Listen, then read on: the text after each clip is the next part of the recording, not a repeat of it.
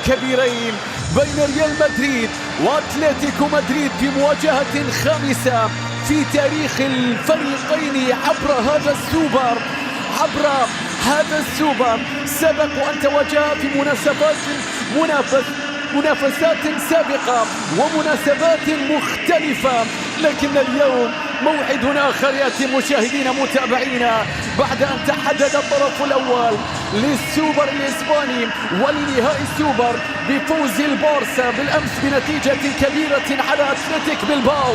يا له من موعد مرتقب، يا لها من قمة كبرى هنا في ملعب الإنماء.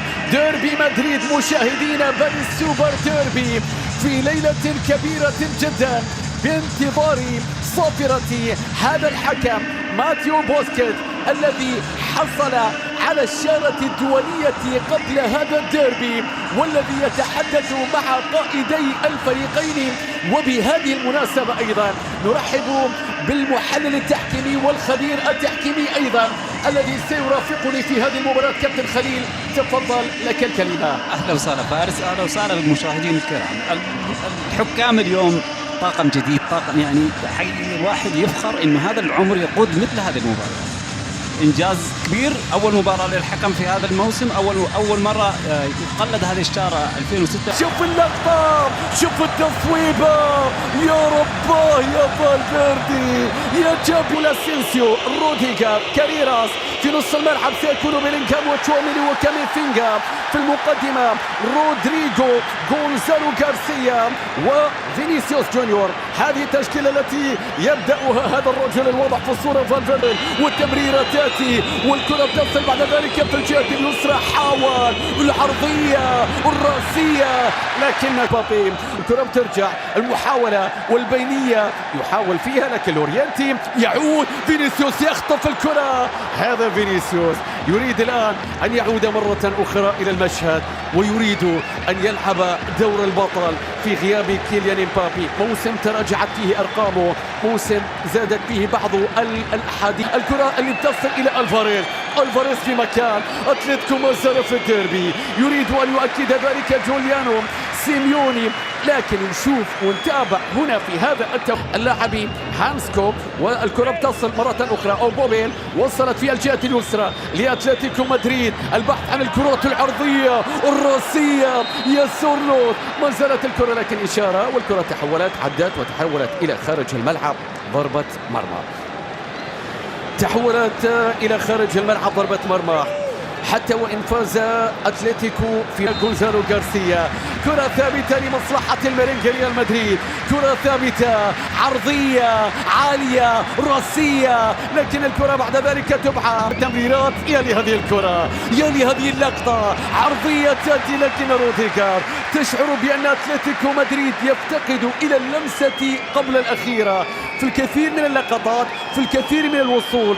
هذا الرجل دييغو سيميوني قال عنه زيدان يوما، دييغو كمدرب، والكرة العرضية والمحاولة الرأسية، لكن الكرة بتتخلص والتصويب القوي على أوبلا، ذلك إلى ألفاريز. هذا الرجل الذي لم يأتي إلى هنا لكي يكون الرجل الثاني أبدا. العرضية، المتابعة، فالفيردي بمبدأ السلامة يبعد الكرة إلى خارج الملعب، ضربة ركنية لمصلحة فريق أتلتيكو. هل أتلتيكو يصل؟ نعم يصل. هل يتلونسي في مرمى البارسا، مرمى ريال مدريد؟ فالفيردي ماذا تريد؟ عرضية، الكرة بترجع، عرضية أتلتيكو ما عنده مشاكل. المهم لا تشوت. شوف هذه اللقطة، هذا يون أوبلاك، هذا يون أوبلاك. البحث عن بينية، البينية تأتي، يا يورنتي العرضية، لكن الكرة إلى خارج.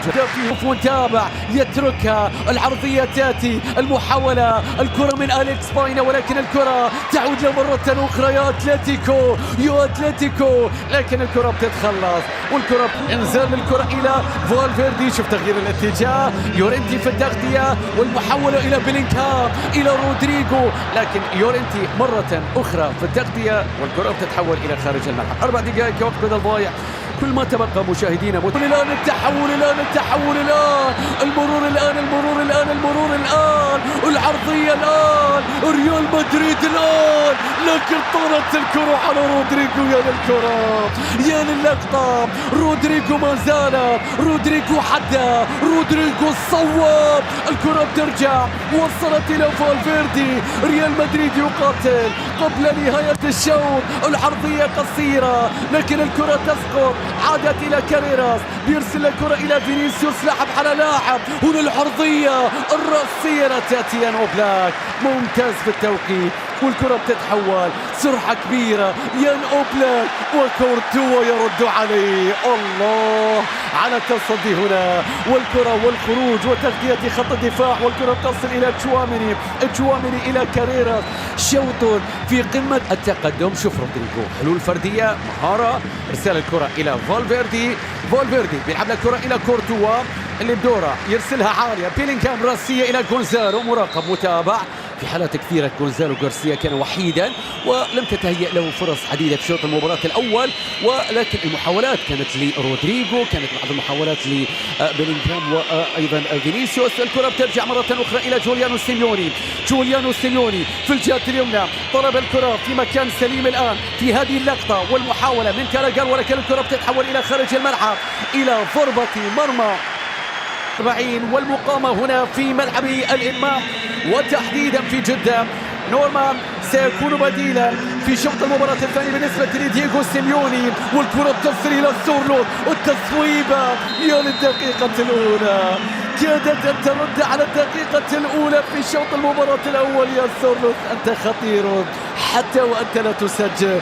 في المبين الحضور، هنا الانطلاقة، هنا المحاولة، والكرة بتصل من جانب نورمان لكن تعود مرة أخرى في مكان التمريرة. شوف هنا بين الخطوط، لكن الله على كامافينجا يفتك الكرة، تعود الكرة من غونزالو غارسيا، بيرسل الكرة في الجهة اليمنى إلى رودريجو وقف إلى فالفيردي إلى غونزالو غارسيا، مراقب متابع، والمحاولة تعود من جانب 44. لا شك بأن هذا رقم كبير ورقم قياسي بالنسبة لكوكي ومشوار ومسيرة. والآن للكرة العرضية روجيري، لكن روديغر يتدخل في الوقت المناسب في اللقطة الماضية ويبعد الكرة التي كانت من جانب الجهة اليسرى قبل أن تصل إلى ألفاريز، قبل أن تصل إلى من يريد أن يكون مشروع أتلتيكو الجديد. هل يمكن بناء مشروع مع دييغو سيميوني؟ عرضية رأسية، تعود الكرة، قد نشاهد أيضا غريزمان، ولكن هنا محاولة من جانب فينيسيوس ما قدم الكثير في شوط المباراة الأول. تعود الكرة بالنسبة لأتلتيكو اللي مستمر في البحث. شايف كوكي المباراة اللي انفرد فيها بالرقم، الآن يريد أن يحقق فوزا وأن تكون ذكرى سعيدة، لكن الكرة لتعامله مع الخسارة، لعله أحد هؤلاء الذين يعودون بعد السقوط. الكرة بترجع مرة أخرى لكن فينيسيوس وقف، سيطر، فينيسيوس عدى، فينيسيوس بالغ، الكرة بتتحول مرة أخرى إلى خارج الملعب، ضربة ركنية لمصلحة ريال مدريد.